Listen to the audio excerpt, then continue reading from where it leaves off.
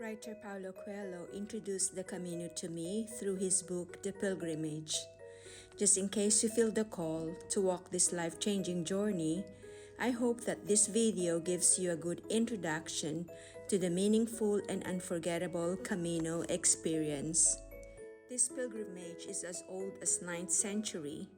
Nowadays, more than 300,000 people, Catholic or non-Catholic, from all over the world, walk the Camino every year. There are 7 Camino routes you can choose from, depending on how much time you have. You can see them on the screen with their equivalent total kilometers. Throughout your walk, you must carry your pilgrim's passport. This can be bought from the tourist office you are starting your walk from.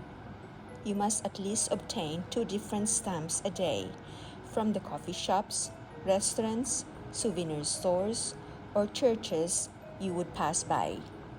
It is important to note, to receive the pilgrim's certificate, you must walk a minimum of 100 kilometers from any Camino route, finishing up in Santiago de Compostela.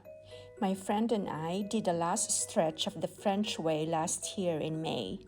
We walked approximately 140 kilometers for 6 days from Sarria to Santiago de Compostela. Our first day of walk started easy, with several short ascents and descents in the first half. But at the middle of the day, the way consisted of difficult climbs that seemed to go on forever. It was truly a test of commitment to complete our first day of walking.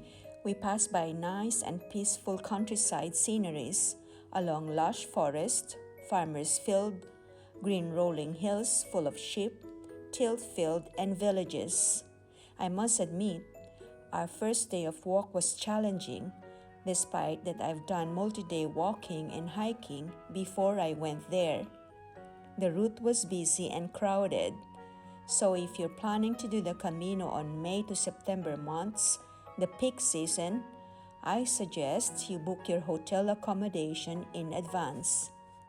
We were glad for a shorter walk on our second day. We prayed the pilgrim's prayer, then off we went, back down to the river and across different bridge this time. The walk was a bit easier. There were fewer uphill and lots of beautiful views. We had been over hills and through forests. The weather was sunny but misty and cool. As we walked, I felt a strong admiration for the forest and trees. There was a feeling of magic and mystery in that place. As we walk on our third day in Camino, the Galician countryside continued to be amazingly beautiful. We passed by small villages with ancient homes that appeared empty. By the end of that day, we walked more than 50 kilometers, which was halfway to the Santiago de Compostela.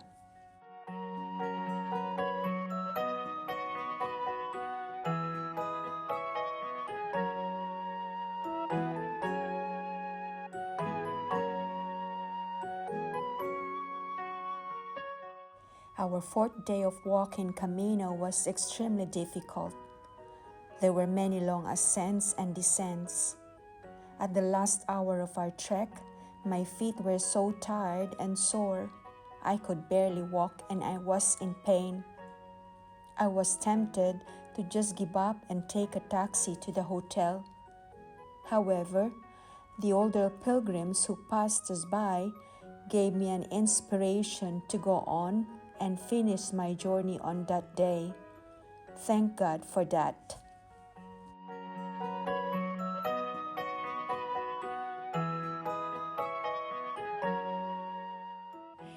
We reached our hotel almost 6 in the evening on our 5th day in Camino. Our walk was supposed to be only 19.3 kilometers, but we had to walk another 4 kilometers to reach our accommodation. Some of the hotel accommodations are out of the Camino way, so you would eventually be walking some more kilometers to get to where you will stay for that night. The ascents and descents were shorter, but the path was rocky. and we had to pay attention to the vehicles as we had to cross the roads several times.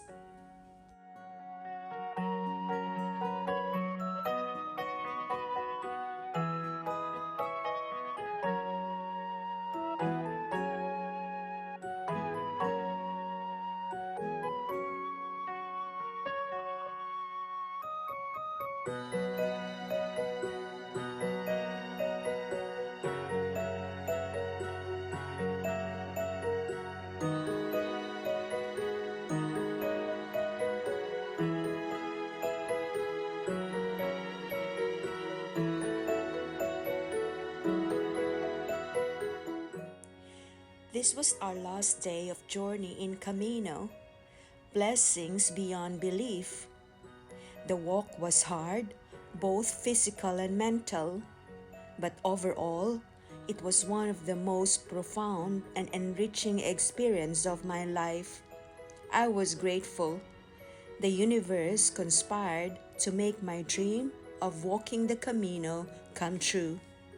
When you reach Santiago de Compostela, you must go to the pilgrim's office 5 minutes walk from the cathedral. You will be asked to present your pilgrim's passport and your national passport. You'll be asked what's the purpose of your walk, health or spiritual. Your certificate will depend on your answer. No matter how or why people arrive in Santiago de Compostela, the place is rewarding at the heart of the Galicia region. The historic center is designated UNESCO Heritage Site, and the magnificent Cathedral Santiago, constructed from 1075 to 1211, is one of the most outstanding monuments I've ever seen. The Pilgrim's Mass is held at the cathedral every day at noon in Spanish language. The English language Mass is celebrated every day at 10:30 a.m. at the chapel of the Pilgrim's Receptions Office. If you're walking the Camino soon, let me wish you buen camino.